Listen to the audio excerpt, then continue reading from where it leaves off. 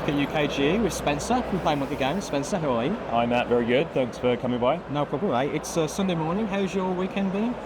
Been good, a little bit exhausting, but yeah, we've probably done maybe over 50 demos, collected about 150 email subscribers so far. Awesome.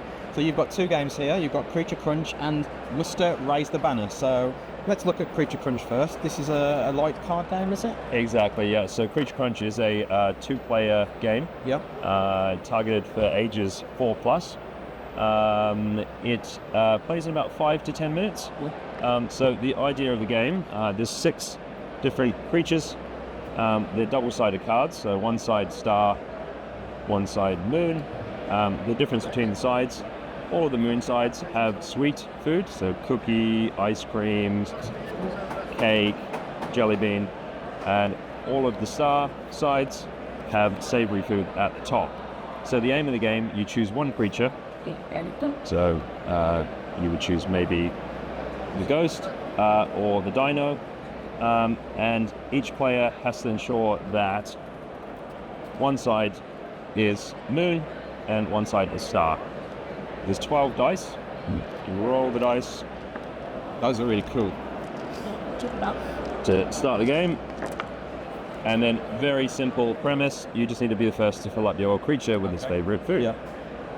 So the green dice are the most common. There is orange, banana, and apple. Blue dice are a bit more rare. A few vegetables in the mix to keep the parents happy. And then the red dice are the rarest. So we've got one dice with all the savory food and one dice with all the sweet food. Awesome. So first player to fill their card up is the winner, basically. Exactly, yep. And on your turn, you have one of 3 possible actions. Back of the box here. You can feed your creature, which is basically matching a dice to a space that matches on the creature. Yep. You can roll all of the dice that are not currently on creatures, right, which is still on the table. You might do that because there's no dice that match for you, or you might do that because there's a dice that's very valuable that matches for the other player. Or you can trade. And the way that you trade is, in the case of the ghost, say you have all your green dice filled, so there's 2 oranges and a banana. Yeah. You have your carrot filled, and what you really need is a pea. But the dice on the table don't have there's no blue dice with a pea available, so you use the exchange rates.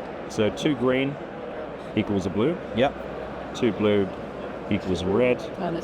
Or 2 green and a blue equals you a can do it all red. in one go. Okay. And the way you do it is you take the dice from your creature, put them back on the table, same side up, and you take any blue dice. Usually you'd be a bit mean and maybe try to spite the other player. So we know that the dino wants watermelon, so we're going to take the watermelon, and we turn that to the pea side. Cool.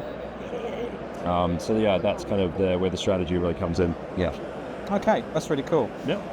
So people who watch our channel, this sort of podcast, food games are my thing. I love a game with food in. However, this wasn't the game that drew us to your stand. The game that drew us to your stand was Muster Raise the Banners, because we saw it online and we thought the artwork looked really cool. So why don't you take us through that and how that's... Yeah, sure. So Muster Raise the Banners is a 2-player game for ages 8+. Yeah. There is a rule set that goes down to 5+, but the full rules 8+. Plays in about 20 minutes. Yeah. It's been play tested over 100 times.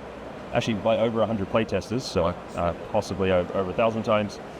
We've been demoing it all weekend. People are loving it. The art is obviously drawing a lot of people in. Yeah. The artist is a guy by the name of Petro Ariamandreo. He's a comic book artist. And he is currently working on the illustrations. Yeah. So they're not fully done. So you can see, if I pull out the red faction beast card, that's a sketch, and that's the finished product on the banner. So you'll be able to see that. Okay. So how does the game work? What's the player trying to do? Yeah, so it's a 2-player game. So you sit across the table from each other with the board in the middle. Yep. The premise of the game, and again, this is all just draft sketch art, is to control the most castles by the end of the game. There's 5 castles, so it might be 3-2 or it might be 4-1 at the end. And the way that you do that is you play cards to your side of the board. You build up your strength. So at the moment, this will be a very early game. You got 4 strength here. So you play a card under the matching castle symbol and color. 4 strength yellow, 3 strength green, 3 strength blue, 2 strength blue, and so on. You actually layer your cards to build up strength in that kind of manner. And when you do so, the rule is that it needs to be the same strength or +1. You can go from 3 strength to a 5, 3 to a 3, or 3 to a 4 is fine. And that's sort of how the core of the game operates. But it's not quite as straightforward. So there are wild cards called Rainbow Wizards. They are the most powerful cards in the game. They have 6 strength. They can be placed anywhere and on any card. And they can move. Right. So on your turn, you may play that from your hand to dummy people into thinking that you're committing a lot of forces to the green banner. And then you may move it. Later on, that uses up an action. They also are a double use. So if you flip them upside down, you'll notice there's a rainbow-colored banner at the top of the card. So I mentioned that we can't go from a 3 strength straight to a 5, but a 5/5, and the 5 strength green card. So say that was in my hand. And you had the 5 in your hand. You could not play that straight on there because that would be +2. You combine it with a rainbow bridge card to bridge the gap. It only counts as 1 strength. Because obviously you played that card, gotten the utility out of it, but also you played 2. That's the only card that allows you to play more than 1. If I had the 4 card that was missing in my hand, I can then pinch that from you. Cool. And that comes into my hand, and I can actually use that in either configuration on later turns. In addition, there's 2 of these cards in the deck. That's a Rainbow Castle. Players play them to the board to turn that castle and that whole lane wild.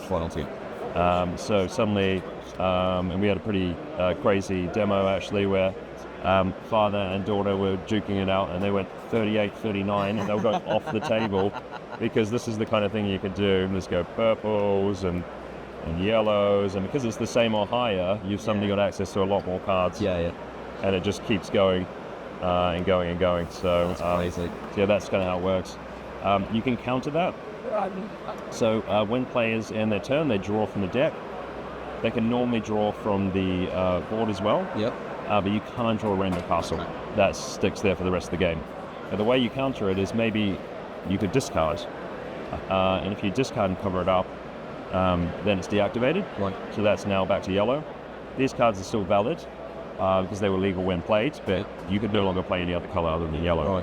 But you might then want to counter the counter and draw that on your turn, even if it's a card that you don't really want in your hands. The game ends when the final card is drawn from the deck. Then you toss up who has the most strength at each castle.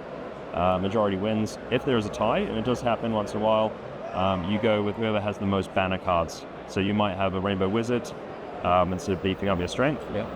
That would still count towards your strength, but not towards your total number of cards. That's must have raised the bands. Cool. So this is coming to game fair later on this year? Exactly, yeah. So we're just waiting for the art to be finished. Excellent, okay. And how about Creature Crunch? Is that available, or is that coming to crowdfunding as well? It's not coming to crowdfunding. It'll be direct to either retail or through my website. Excellent. So www.playmonkeygames.com or Instagram @playmonkeygames, and I'll be updating people when that's available. You preempted my next question, so there you go.